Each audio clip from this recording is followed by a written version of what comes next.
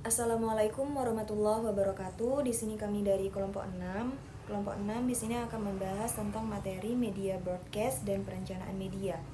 Adapun untuk anggota kelompok 6, yang pertama ada Nana Nurdiana dengan akhir NIM 1263, lalu ada Muhammad Krisna Winardi dengan akhir NIM 1270, saya sendiri Anggun Halizatul Aulia dengan akhir NIM 1271, lalu ada Robini Zabaihaki dengan akhir NIM 1273, dan yang terakhir ada Ahmad Samsul Ma'arif dengan akhir NIM 1275.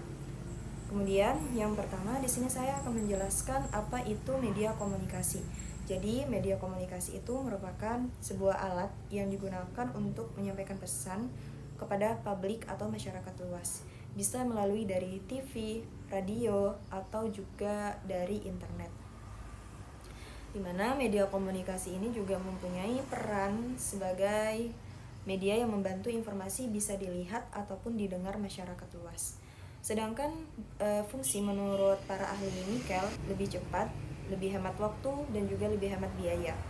Lalu yang kedua, media itu juga membantu pesan agar jadi lebih kuat dan lebih mudah dipahami karena didukung oleh teknologi itu sendiri. Lalu yang ketiga, media itu juga berfungsi sebagai hiburan supaya audiens itu tidak cepat bosan.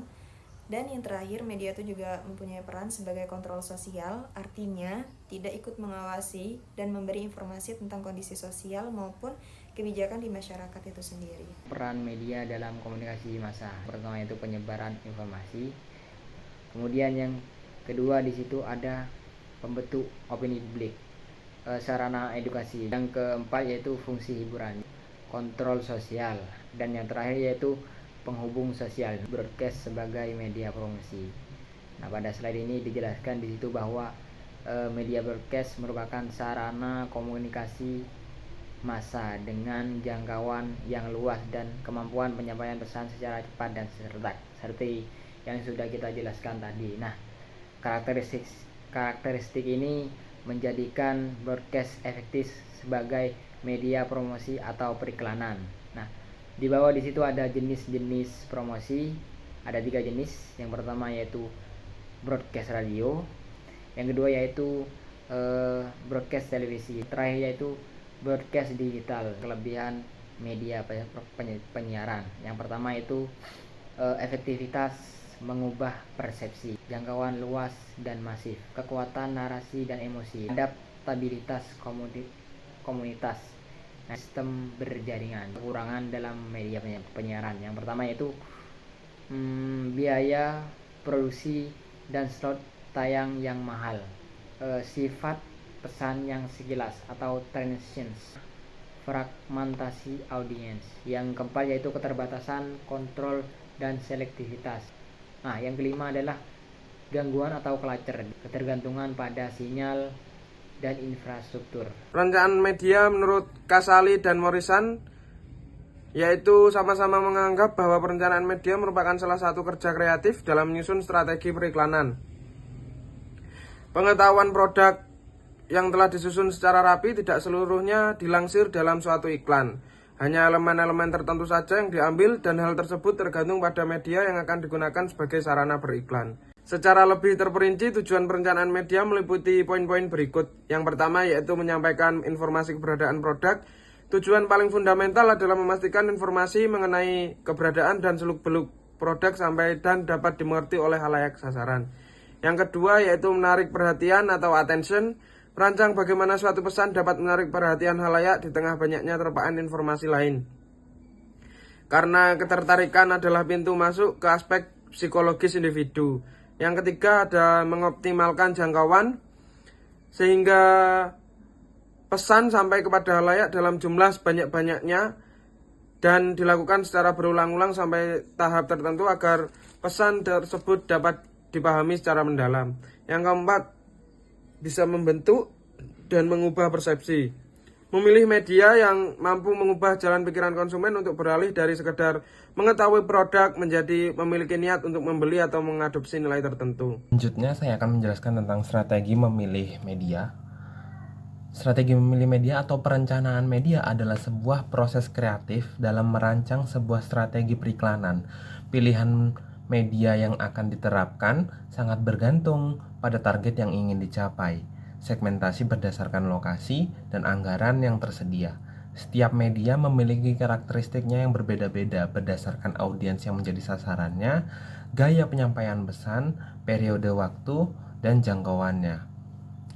Media yang dapat dikategorikan menjadi beberapa jenis media. Yang pertama ada media cetak seperti koran, media auditif seperti radio, media visual mungkin seperti banner, terus ataupun media visual itu seperti di Instagram yang cuma ada gambar, media audio visual itu mungkin ada di TikTok, YouTube. Terus dapat dikategorikan berdasarkan jangkauannya. Yang pertama ada media lokal, mungkin kalau di sini seperti TVRI Jember. Terus ada media nasional seperti Metro TV.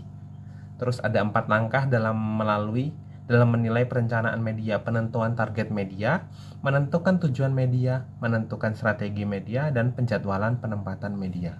Selanjutnya ada penentuan target audience, di mana target pasar ketika sudah melalui sebuah perencanaan, target pasar diciptakan dan direncanakan setelah menentukan pangsa pasar. Penetapan target pasar dilakukan setelah segmentasi pasar selesai dirumuskan. Segmentasi pasar sendiri kalau di dalam target audience itu adalah sebuah usaha mengelompokkan konsumen yang beragam berdasarkan ciri-ciri yang sejalan atau serupa. Semisal dari target pasar yang lebih terperinci karena sudah ada penentuan kelompok yang ingin dijadikan sasaran utama dalam penjualan dan pembelian. Segmentasinya mungkin anak-anak, sehingga tujuannya anak-anak di rentang umur 6 sampai 12 atau 6 sampai 10 dengan bahasa yang lebih halus. Kalaupun target segmentasinya orang di perkotaan, maka bahasanya lebih terkini, lebih up to date, sehingga penentuannya itu harus dimulai dari segmentasi pasar terlebih dahulu. Ada penjadwalan meliputi bagaimana media periklanan itu dialokasikan dan ditayangkan selama masa kampanye periklanan dijadwalkan. Isu dasar dari penjadwalan sendiri ada beberapa poin, yang dimana yang pertama adalah haruskah anggaran media didistribusikan secara merata selama periode kampanye periklanan atau informasi. Yang kedua, haruskah anggaran dihabiskan dalam periode yang terkonsentrasi untuk mencapai pengaruh yang paling banyak? Apakah beberapa jadwal lain di antara kedua ekstrim ini harus digunakan? Terus ada penentuan akan bergantung pada situasi dan kondisi yang dihadapi produk di pasar persaingan. Penjadwalan terdiri dari 2 pola, yaitu ada pola intensitas dan pola waktu. Di dalam pola intensitas ada beberapa pola lagi, yaitu ada pola datar, pola menarik, menurun, dan berganti. Sedangkan di pola waktu ada beberapa poin juga. Yang pertama ada berkesinambungan, ada berdenyut atau pulsing. Yang ketiga adalah bergelombang atau flighting. Baik, selanjutnya ada kombinasi media. Nah, kombinasi media ini strategi menggunakan beberapa jenis media komunikasi secara bersamaan dan saling mendukung agar pesan itu lebih efektif, mudah dipahami, dan jangkauan audiensnya itu lebih luas lagi. Di era digital seperti ini, penyampaian informasi itu tidak cukup hanya melalui satu media, tetapi harus menggabungkan beberapa media seperti media cetak, media elektronik, dan digital sesuai dengan kelebihan masing-masing. Nah, tujuan dari kombinasi media itu sendiri, yang pertama itu untuk memperluas jangkauan audiens sendiri, dan yang kedua meningkatkan daya ingat terhadap pesan, yang ketiga itu menyesuaikan dengan kebiasaan konsumsi media masyarakat, dan yang terakhir itu membuat komunikasi itu lebih efektif dan efisien. Nah, contohnya seperti saya ingin mempromosikan produk baru saya. Nah, jadi saya itu harus menggunakan kombinasi media agar produk baru saya itu bisa dikenal lebih luas oleh masyarakat. Jadi, yang harus saya lakukan itu bukan hanya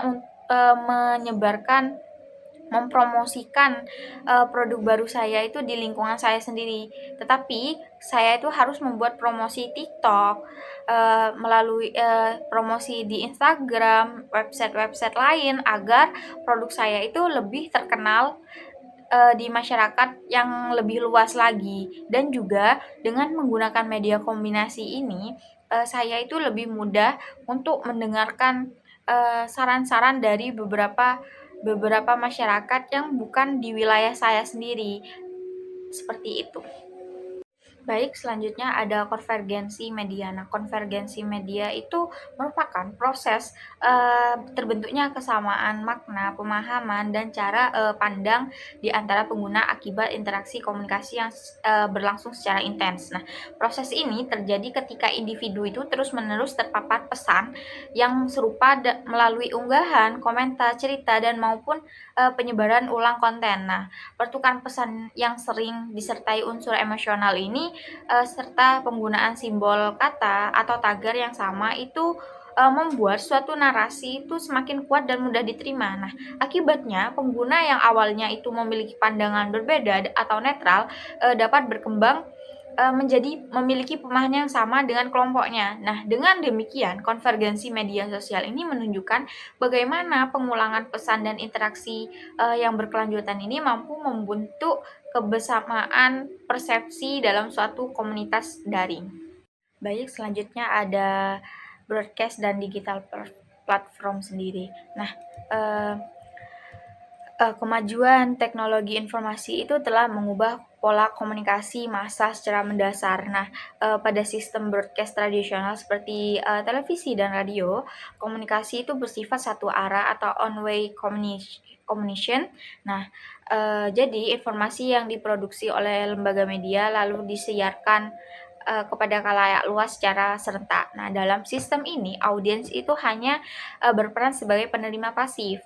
Mereka menerima pesan tanpa memiliki ruang yang luas untuk memberikan tanggapan langsung, mengubah isi pesan, atau ikut memproduksi konten. Nah, konten juga bersifat terpusat. Nah, artinya itu dikendalikan oleh institusi media tertentu dan disiarkan sesuai jadwal yang ditentukan. Nah, sebaliknya, perkembangan internet dan platform digital itu menghadirkan sistem komunikasi yang partisipatif dan banyak arah atau directional communication.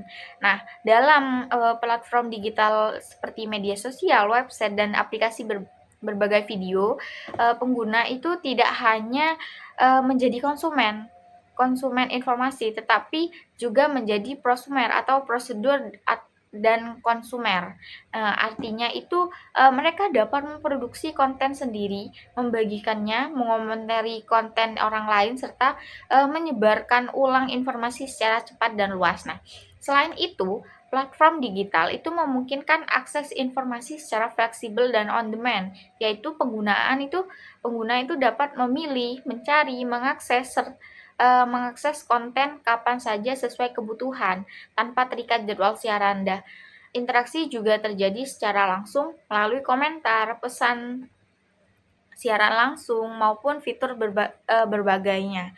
Dengan demikian, transformasi dari media konvensional ke media digital itu tidak hanya mengubah teknologi penyampaian pesan, tetapi juga mengubah peran audiens, pola interaksi, serta struktur industri informasi dalam komunikasi massa. Strategi media modern di era revolusi industri dan bisnis.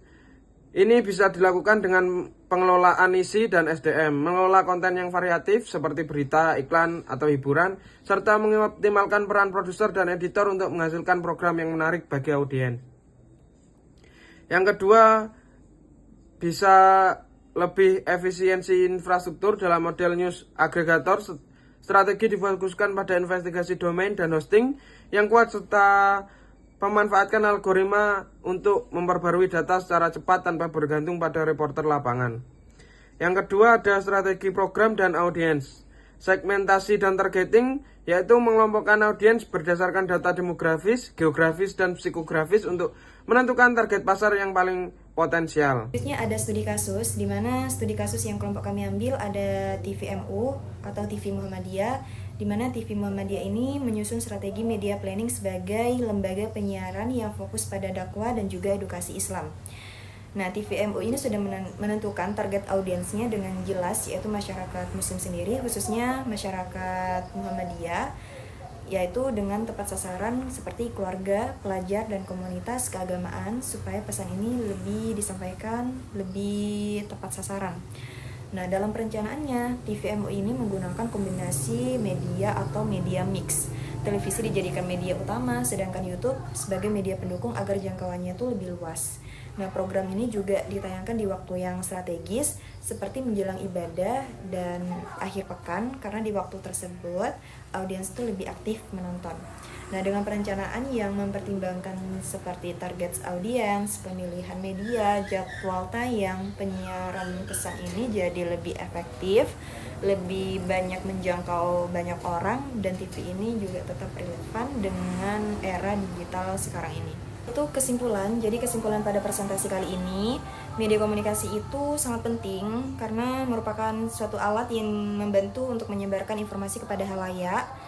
Dan selain itu, media broadcast dan perencanaan media itu juga saling berkaitan dalam komunikasi pemasaran. Artinya penggunaan media yang direncanakan itu harus sesuai dengan target audiens, dan juga media yang dipilih juga sesuai yang dibutuhkan.